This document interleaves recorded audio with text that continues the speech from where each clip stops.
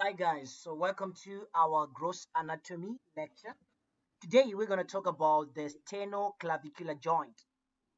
Right, so the sternoclavicular joint is between the clavicle, the sternal end of the clavicle, and the mandibulostery and the first costal cartilage of the first rib. Right, so that's where you're going to have your sternoclavicular joint.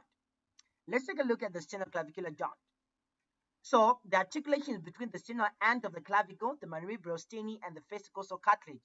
What type of a joint is it? It is a synovial double plane joint. So it is a synovial double plane joint. It actually facilitates movement in the horizontal plane and in the vertical plane, as we're going to see.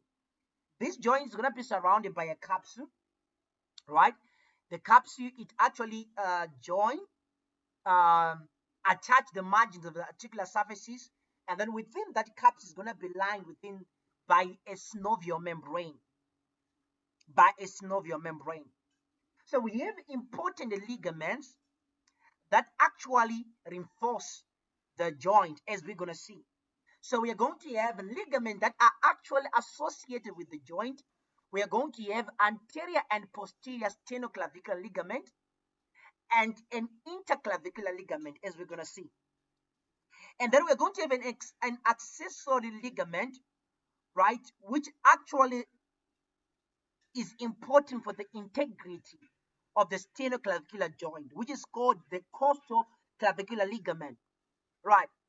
So the costoclavicular ligament, if you remember, it was that ligament that was running from the junction between the first rib and the costal cartilage and attaching to the inferior surface of the sternal end of the clavicle, right, which we spoke of in the osteology of the clavicle.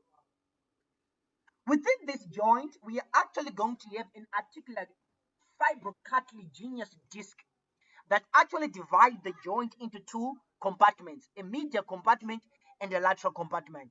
And take note of this. There are different actions that occur in each compartment. For example, the medial compartment is involved in the movement of the joint via the longitudinal plane, that is forward and backward. But as for the lateral compartment, you're going to have the movement in the vertical plane, that is depression and elevation. You understand? What is the nerve supply? You're going to have the supraclavicular nerve as well as the nerve to the subclavius muscle. Vascular supply, you're going to have the internal thoracic nerve and some nerves going to supply your infraspinatus and your supraspinatus, that are your suprascapular nerves. Let's take a look at this joint.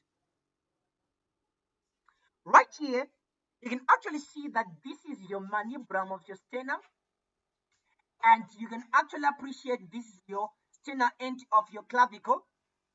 This is your first costal cartilage, right? And right here, this is your fibrocartilaginous disc, which we say that's your articular disc. Good. That's your articular disc, dividing your joint into two compartments. This is your medial compartment for the forward and backward movement. Your lateral compartment for the upward and downward movement. You understand? Let's take a look at the ligaments. This is an accessory ligament. You can actually see it runs from the junction between the first rib and its costal cartilage and attaches to the inferior portion of the sternal end of your clavicle. Let's take a look at another picture. Right.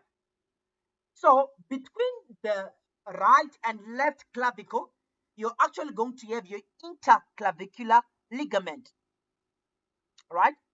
And then another ligament, you're going to have an anterior sternoclavicular ligament and a posterior sternoclavicular ligament.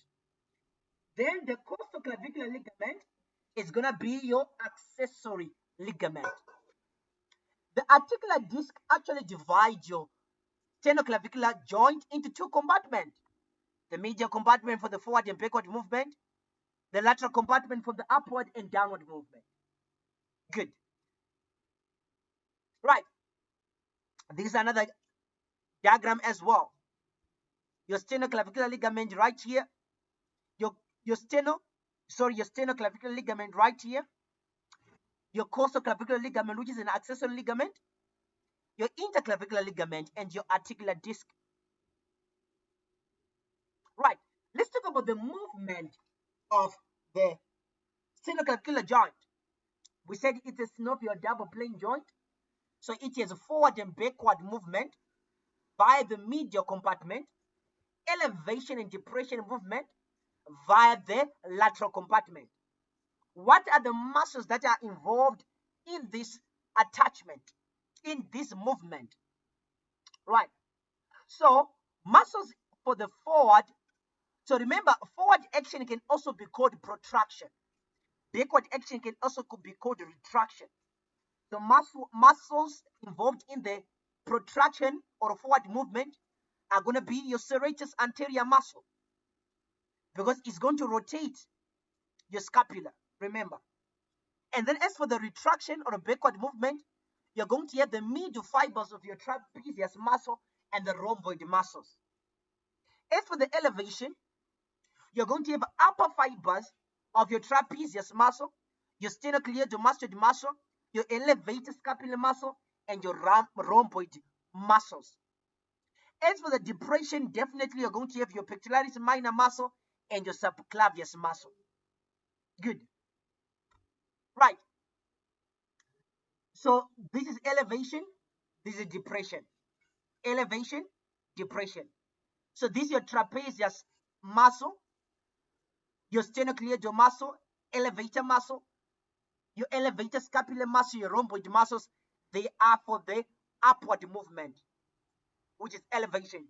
Depression, we only have the pectoralis minor muscle and your subclavius.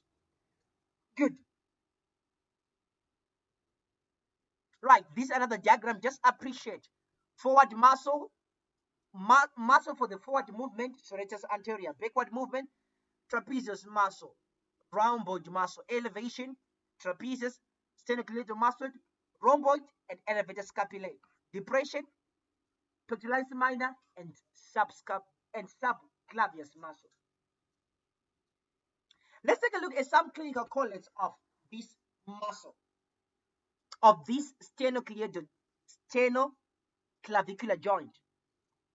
So you have anterior dislocation and posterior dislocation. Anterior dislocation are actually more common than posterior dislocation, but posterior dislocation are more severe than anterior dislocation.